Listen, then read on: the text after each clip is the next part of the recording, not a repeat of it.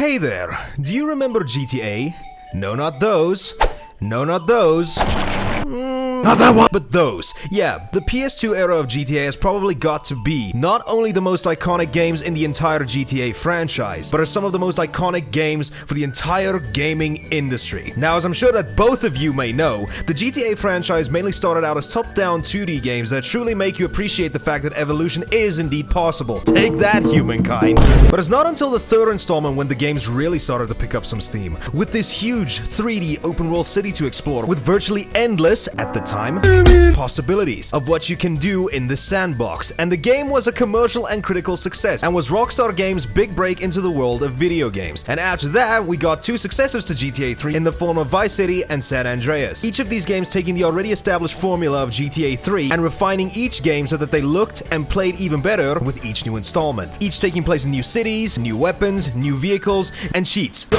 Remember those? This is where true artists were born. Who needs rope? And while we do still have more recent generation titles like GTA 4 and GTA 5, most, if not all people, will definitely say that the PS2 era of GTA is where the series peaked. Not for the nostalgia factor, but the fact that these games are all just a blast to play. And with as an iconic franchise as these, it's not uncommon to want to be able to play these games on newer hardware. I mean, yeah, the purest way to play all of these games are still cemented in hooking up your old PS2 to an old school CRT display, but not many people nowadays have those things just lying around their households. And most people's older gen systems most likely don't work anymore because of a combination of age to Last of Us 2 players. So obviously with newer gen hardware, it'd be a no-brainer to sell your most iconic game franchise on these newer systems. And they did.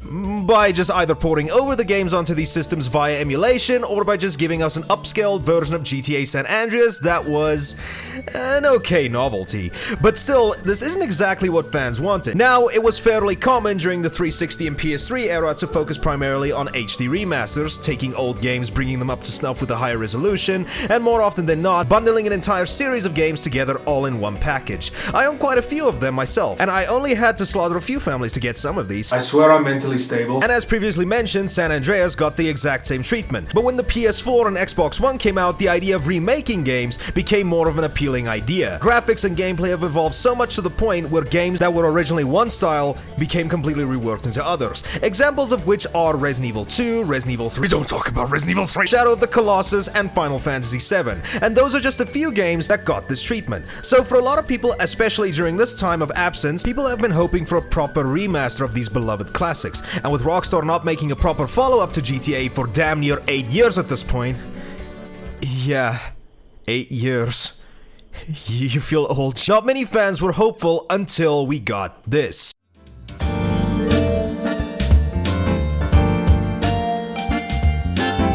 Yep, I'm pretty sure few people saw this coming, and I was one of them, cause I was 3 days late. Rockstar finally announced a remastered collection of the PS2 Trilogy. Grand Theft Auto, the Trilogy, the Definitive Edition, the 3 games that were on the PS2 back in the early 2000s when the gaming industry wasn't fun. Yeah, shit name aside, people were undoubtedly hyped, me included. And then the first gameplay trailer dropped, so...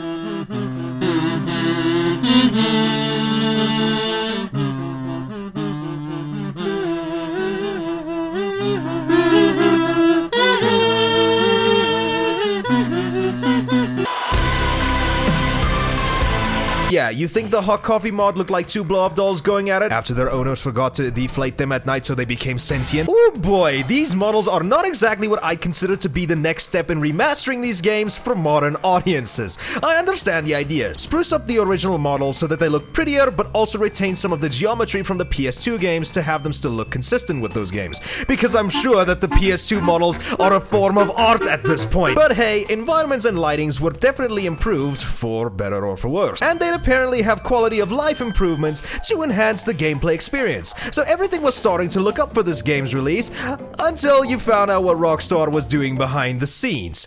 Now, for me at least, remakes and remasters should be a way to preserve the original experiences of each of these games, and to just make them more accessible to newer generation of players who could never experience them originally. And, if possible, try to enhance the games where the original struggled either visually or technically, but should never attempt to replace the original. Rockstar said f*** you to that idea and decided that they were gonna remove all original versions of these games off of all digital storefronts, meaning that the new edition would be the only way to play them. Why would people go back to the these ugly and obviously more inferior versions when we have these new versions boasting better visuals, better gameplay, and an obvious replacement for your Ken sex doll? I really don't understand what the hell Rockstar was thinking here. The whole other point of remakes is to sometimes let people go back and experience the original games.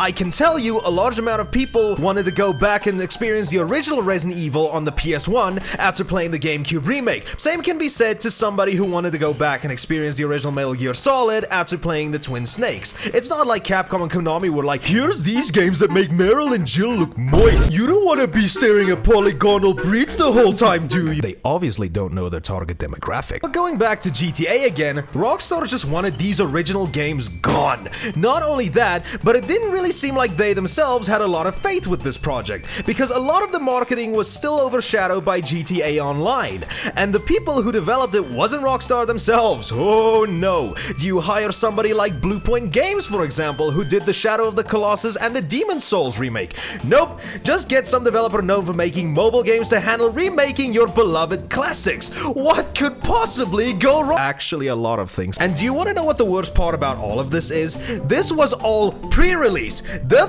fucking game hasn't even come out yet, and there was already so much negative going against it. But alas, for all we know, the experience might still be salvageable upon the game's release. So come on, Rockstar, give us a reason to enjoy these remakes. Give us a reason to never want to touch the original games again. Please give us a reason to love again. Nope. They shat all over our dreams, therefore gaming is dead and will forever be associated with nerdhood once more. So, with tons, and I mean tons of glitches, weirdly structured character models— did I mention there's tons and tons of glitches? But look at this wonky shooting! Performance issues, especially if you're getting this on the PS4 and the X-Bone, and strippers that will struggle to give you the horn. This is necessary analysis. The GTA Trilogy was ultimately slammed by fans and critics alike for a lot of these reasons, and the world ultimately decided the originals were better.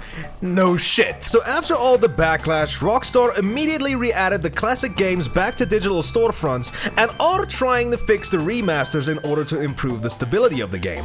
But at this point, the damage had already been done. People hated this version of the game, and I think it damaged Rockstar's credibility in the video game industry as a whole, as they basically released a full price— oh yeah, I forgot to mention— full price cash grab in order to capitalize on people's nostalgia for these classics. And in the end, it just soured everybody's view on the company. So at this point, I'm not assuming everybody's looking forward to GTA 6 as much. This is a good example of how greed and not treating a legacy of a franchise with love and care can damage your reputation.